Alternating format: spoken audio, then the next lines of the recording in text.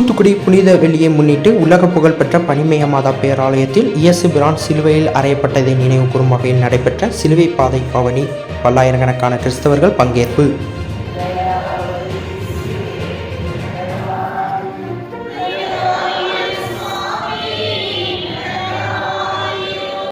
இயேசு பிரான் சிலுவையில் அறையப்பட்ட நிகழ்வு புனித வெள்ளியாக உலகம் முழுவதும் உள்ள கிறிஸ்தவர்களால் இன்று கடைபிடிக்கப்படுகின்றது. இதனையொட்டி தூத்துக்குடியில் உள்ள உலக புகழ்பெற்ற பனிமய மாதா பேராலய வளாகத்தில் சிலுவையில் அறையப்படுவதற்கு முன்பாக முள் கிரீடம் தரித்து ரத்தம் சிந்தியபடி சிலுவையை சுமந்து 14 தலங்கள் வழியாக செல்வதை நினைவு கூறும் வகையிலான இயேசு பிரான் சொர்பம் ஆலய வளாகத்தில் உள்ள 14 தலங்களின் வழியாக கொண்டு செல்லப்பட்டது. ஒவ்வொரு தலங்களிலும் பங்கு தந்தை ரூபஸ் தலைமையில் சிறப்பு வழிபாடு நடைபெற்றது. இந்த சிலுவை பாதை பவனியில் பல்லாயிரக்கணக்கான கிறிஸ்தவர்கள் கலந்து கொண்டு இயேசு பிரானின் பாடுகளை கூறியபடி சென்றனர்.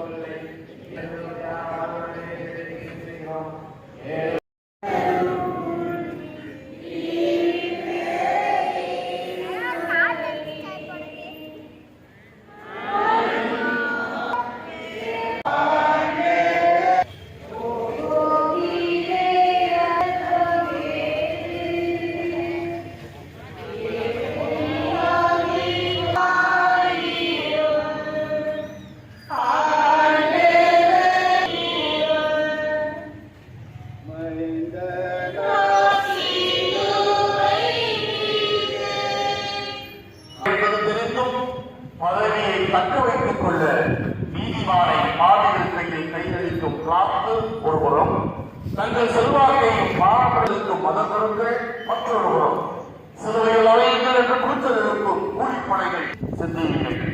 இப்படிப்பட்ட செயல் அன்று மட்டுமா இன்றும் நம்மிடையே நடக்கவில்லையா? பொய்க்குற்றம் சாட்டி வறுமையை மறட்டி நமக்கு தெரிந்த எவரையும் தீர்ப்பிடாதீர்கள் என்று கூறிய இறைவா, அவசரத்தில் எனக்கு வேண்டியவர்களுக்கு ஒரு விதமாகவும் வேண்டாதவர்களுக்கு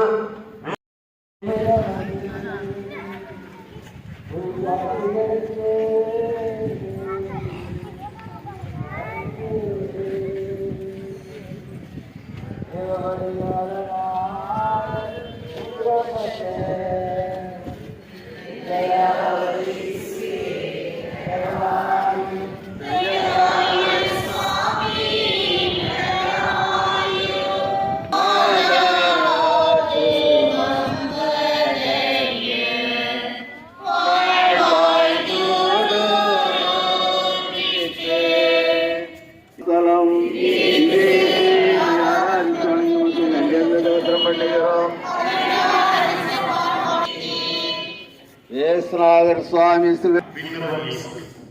வீழ்ந்து கிடக்கின்றார். சுமை என்று வந்தவர்களுக்கு பொருள்படுத்தவர், தாழ் நிலை நின்றவருக்கு கை கொடுத்தவர், வலு இழந்தவருக்கு சிங்கம் போல முகம் குப்புறை பொருள்படுத்தி கிடக்கின்றார். வீழ்வது பலவீனம், பிறரை வீழ்த்துவதும் பலவீனம். மறந்து விடுகிறார். வீழ்ச்சியை செய்யும் வாழ்வின் வீழ்ச்சி நமது அறியாமையால் வருவது. இதனை உணராத நம்மில் பலர் தலைவிதி என்றும் கர்மம் என்றும் கடவுள் சுத்தம் என்றும் எல்லாமே தழையெழுத்து என்றும் சோம்பேறியாய் வீழ்ந்து கிடக்கின்றோம். பண ஆசைக்கு, தீய பழக்க வழக்கங்களுக்கு, சுய நலன்களுக்கு, போதை பொருட்களுக்கு அடிமையாகி வீழ்ந்து கிடக்கின்றோம். குடியில், சூதாட்டத்தில், ஒழுங்கீனத்தில், வட்டி பணத்தில், கையூட்டு வாங்குவதில், கொடுப்பதில் அப்படியே கிடக்கின்றோம். இயேசு எழுந்தது போல நாம் எழுவோமா? திருச்சபை பற்றி தெளிவை பெறாது பிற சபையினரின் பிதற்றல்களுக்குள் வீழ்ந்து கிடக்கும் நாம் எழுதும் எப்போது? சிலுவையுடன் பாறை உயர்ந்த புறவன் எழுந்துவிட்டார். அதுபோல் நாம் நமது வீழ்ச்சிகள் தொடங்கி எழுச்சி பெறுவோமா? எனக்கு பின்னும் என் மீதும் எனக்கு கீழும் எனக்கு மேலும் எனது வலப்புறமும் எனது இணைத்துக் கொண்டிருக்கின்ற அனைத்து உள்ளங்களிலும் என்னை காண்கின்ற அனைத்து கண்களிலும் நான் சொல்வதை கேட்கின்ற அனைத்து காதுகளிலும் அருள் நிறைந்த மரியாயே வாழ்க, கர்த்தர் உடனே பெண்களுக்கு ஆசிரியக்கப்பட்டவள் நேரே, உடைய திருவைக்கும் கனியாகிய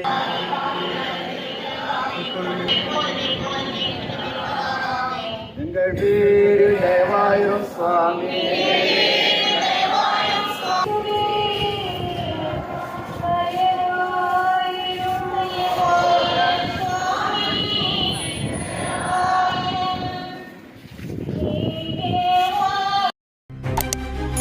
செய்திகளை உடனுக்குடன் தெரிந்து கொள்ள உங்கள் கரம் டிவியை சப்ஸ்கிரைப் செய்யுங்கள். அதோடு பெல் பட்டனையும் கிளிக் செய்யுங்கள்.